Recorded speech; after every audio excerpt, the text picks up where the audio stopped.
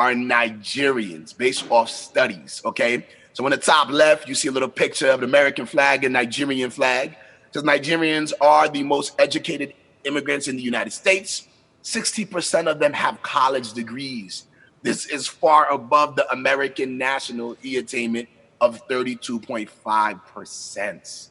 Listen, they don't play games. Nigerians do not play games with education. I know us Haitians don't play neither, but they're just even higher than us. So you see on the bottom right corner, it says percentage of U.S. adults with at least a bachelor's degree by country of birth. The United States average Nigerian is almost double the amount, almost double the percent of Americans with degrees. Nigerians are an incredibly educated group of people.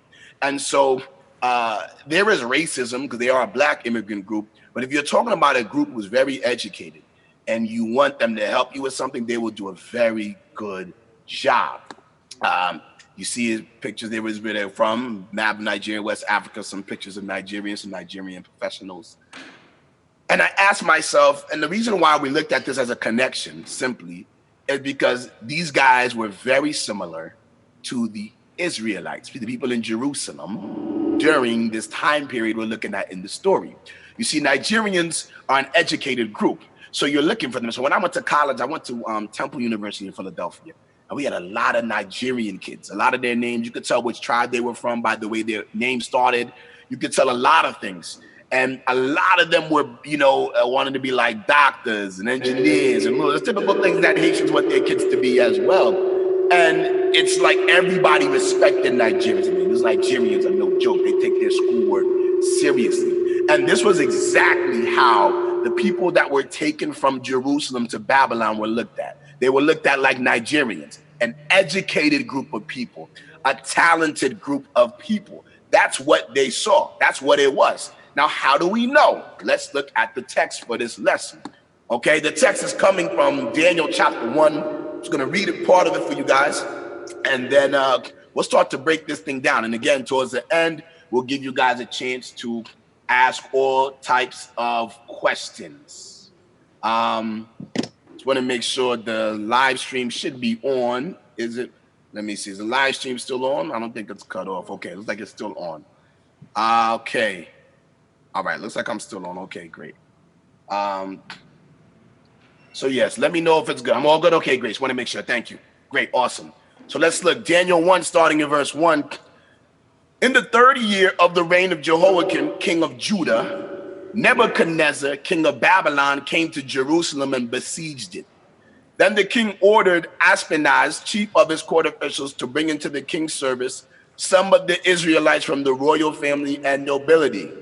So here's what's going on.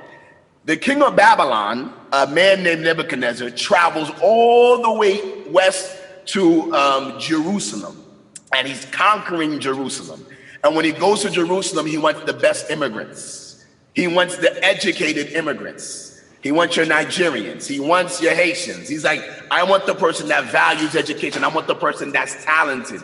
And so this guy Nebuchadnezzar goes, and he goes to Jerusalem and he conquers it and says, give me your best people. And I'm going to capture them. I'm going to force them to migrate to my country. I'm literally going to hijack the best available in your country. Forget it. I'm destroying your country and taking your smartest people, and I'm bringing them to my country to make my empire even more powerful. What type of people was he looking to get? Look what verse 4 says. Young men without any physical defects. So brothers that were built, strong, intelligent, it says handsome, showing aptitude for every kind of learning. People that can learn quick, people that can learn languages fast, people that can learn other things about the culture quick. They're looking for the cream of the crop. When he goes and takes over, when he goes to Jerusalem and captures their people to bring them back to his kingdom, which is Babylon, he wants people who are the best of the best. It says, well-informed, quick to understand, and qualified to serve in the king's palace.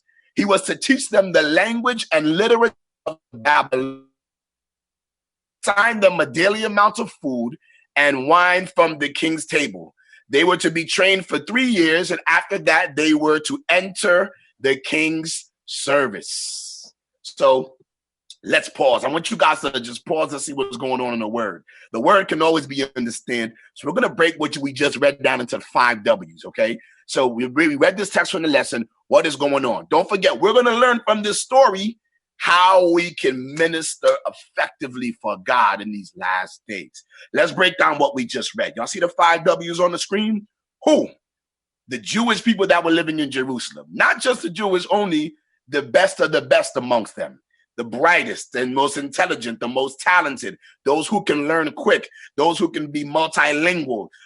These are the ones that they were taking, who were in good shape, healthy, get the cream of the crop of the Jews in Jerusalem and bring them to Babylon. Bring them to Babylon. So what? So we see the who, the what. God allowed the Babylonians to capture the Israelite people and bring them to Babylon, specifically the elite of the Israelite people, the cream of the crop. When it took place in the year 597 to 538 BC, where Babylon, which is in the present-day country of Iraq, so these places in the Bible were real places, and they're still around to this day to an extent.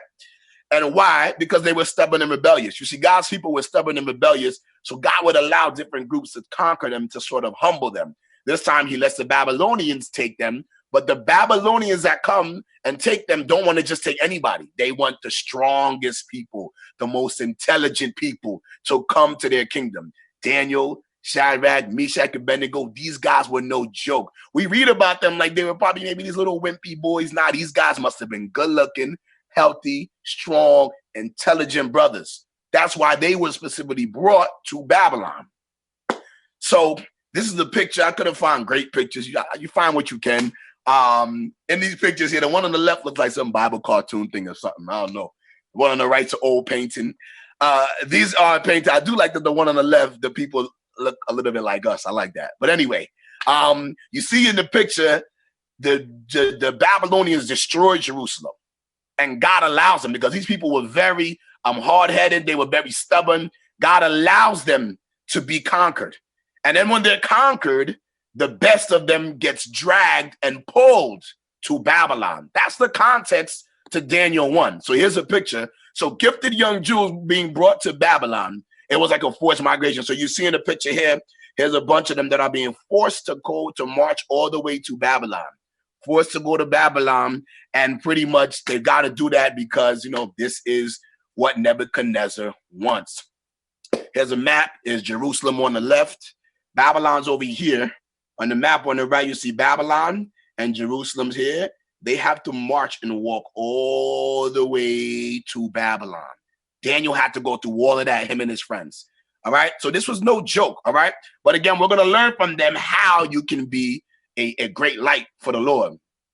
Here's the biggest issue when they get there, number one. Let me pause this right down for y'all real quick. We read the Bible and we don't break the Bible down, guys. We read the Bible like it's a bunch of thee, thy, they, thou stories. These were real stories.